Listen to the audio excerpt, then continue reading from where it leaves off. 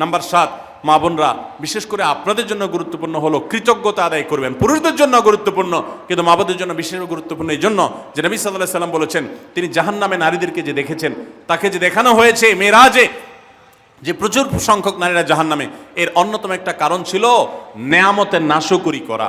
পুরুষদের মধ্যেও নাশকরির কারণে বহু পুরুষ জাহান্নামে যাবে।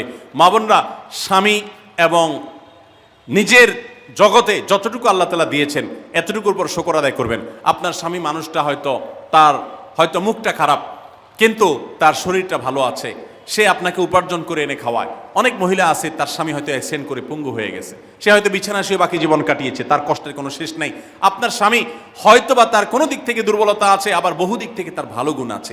একই কথা পুরুষদের জন্য ইসলাম নির্দেশ করেছে যে তার স্ত্রীর একটা গুণ খারাপ দেখে যদি তার কষ্ট লাগে, তো সে চিন্তা করলে 10টা গুণ ভালো দেখবে, সেটা দেখে শুকর আদায় করা উচিত।